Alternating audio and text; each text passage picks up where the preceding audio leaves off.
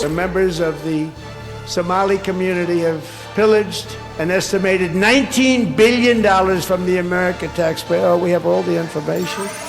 Behind high walls and private gates, luxury properties are built to keep everything inside protected from the outside world. But according to investigators, sometimes those walls hide more than privacy. Analysts reviewing financial and property data identified unusual activity tied to a Somali couple linked to multiple business fronts, unexplained cash flow, and connections to individuals who later disappeared from official records. What started as a routine financial review has now expanded into a coordinated federal operation, targeting a property believed to be part of a larger hidden system. And by the time agents moved in, the estate they were approaching was no longer just a home, it was a location. Stay with me. I'll show you what they found. At 4:35 a.m., the hillside surrounding the estate was still, completely still, with low-ground lighting tracing the edges of a private roadway that wound through more than 6 acres of landscaped terrain, separating the property from the nearest public access point by nearly half a mile. From the outside, everything appeared controlled, quiet, and consistent with a high-value private residence. But beyond the outer perimeter, more than 20 federal agents had already taken position across multiple approach routes, supported by surveillance units and perimeter teams monitoring all possible exits. The property was registered under a Somali couple known for logistics, investments, real estate development, and charitable involvement across multiple regions, with declared assets exceeding $420 million and documented ties to at least 15 registered companies. On paper, the structure of their financial activity appeared legitimate, supported by layered transactions and verified holdings. But deeper analysis had already revealed irregularities, including structured transfers that moved through multiple shell entities, undocumented visitors entering and leaving the estate during late-night hours, and indirect connections to at least 19 individuals whose identities later disappeared from official tracking systems. By the time Command issued the final authorization, the classification of the property had already shifted. This was no longer surveillance. This was a live operation. At 4:42 a.m., the operation began. Entry teams moved simultaneously across the perimeter, securing the main gate within seconds, while secondary units established control over outer access routes, preventing any potential movement beyond the property line. The primary structure was breached through controlled entry, and teams advanced through the interior in a coordinated sequence designed to secure each level within minutes. A total of 18 federal agents moved through the residence, while an additional 12 personnel maintained perimeter control outside. Initial contact inside the estate revealed minimal resistance, with 2 individuals identified as the homeowners, located on the upper level and detained without escalation.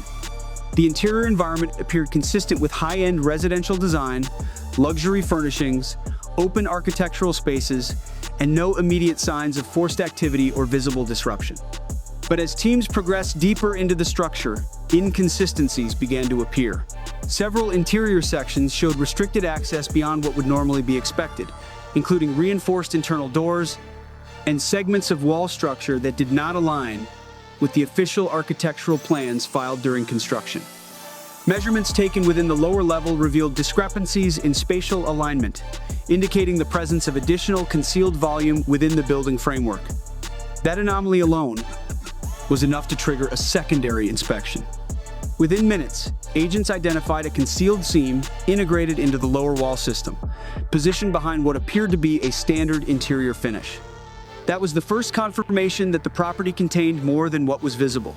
By approximately 4:55 a.m., the concealed access point was opened, revealing a lower-level section, completely isolated from the residential environment above, and inside, the structure transitioned from luxury to function. The space contained a network of narrow corridors, connected to multiple enclosed rooms, each designed with controlled entry and minimal furnishing, and investigators identified a total of 9 separate rooms within this concealed section, each capable of holding between 3 and 5 occupants. Evidence of recent use was immediately visible, including personal belongings, food packaging, and temporary bedding materials, while air circulation systems had been installed separately from the main house, indicating intentional design for extended occupancy. Further search revealed storage units containing more than 60 identity documents, including passports, birth certificates, and guardianship records, many of which could not be verified through federal or state databases. And in one section, agents recovered 27 pre-filled identity packets, each containing partially completed documentation ready for assignment. Digital storage devices located within the space contained communication logs, routing schedules, and coded instructions tied to movement and transfer confirmation. And data analysis later revealed references to at least 26 individuals processed through the location over a period of several months, with documentation indicating staged transfer rather than permanent placement. The pattern was consistent. Individuals were brought into the property, processed, reassigned, and moved out under new identities. This was not a hidden room, this was a system operating inside the structure. As forensic teams began extracting and mapping the recovered data, the scale expanded rapidly beyond the estate itself. Analysts identified connections to at least 14 additional properties across 4 states, each linked through financial transactions, identity records, or shared communication systems. Financial analysis revealed more than $420 million in structured transfers distributed across a network of 18 shell companies operating under logistics, consulting, and real estate fronts. At least 12 of those entities shared overlapping ownership structures tied directly to accounts controlled by the couple. Transaction patterns showed repeated structuring just below reporting thresholds, allowing funds to move across accounts without triggering automated alerts.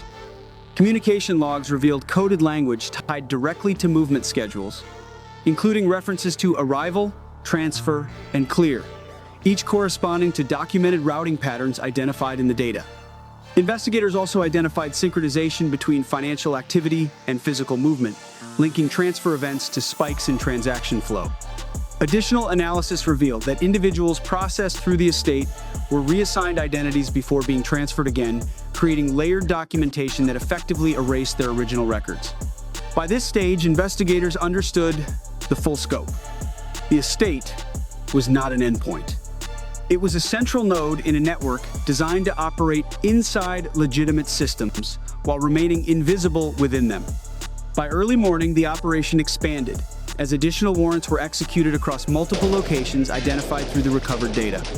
At one property, agents recovered transportation logs detailing more than 40 separate movement events across state lines, along with communication records linking drivers, coordinators, and document handlers involved in the system.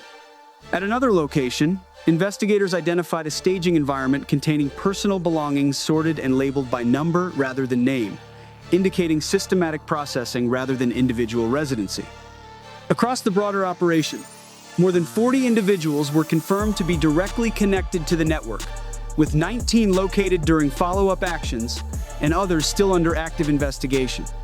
A total of 23 individuals were detained or placed under federal review, including coordinators responsible for identity creation, financial movement, and logistical routing. Additional seizures included digital archives containing more than 3,800 communication records, financial ledgers mapping, transaction flow across the network, and routing logs tied to multiple transfer cycles. While the initial operation disrupted the central node, investigators confirmed that additional elements of the system remained active, indicating that the network extended beyond the first phase of enforcement and may continue operating through undiscovered nodes. By sunrise, the estate stood exactly as it had appeared from the outside, silent, controlled, and unchanged. Its walls still intact, its gates still closed, and its structure still presenting the image of wealth and security. But inside, everything had changed. Because what was uncovered was not just hidden space, or documents, or records. It was a system. Every part of it operated within legitimate frameworks: financial systems, property ownership, identity records, and logistical processes designed to maintain order and control. The system did not break. It was used, and that changes everything. Because the real danger is not always what exists outside the system. Sometimes it is what exists inside it, hidden by design, protected by structure, and invisible because it looks exactly like it belongs. And once that happens, the question is no longer whether something was hidden. It is how long it was allowed to remain unseen, and how many others may still be hidden the same way right now.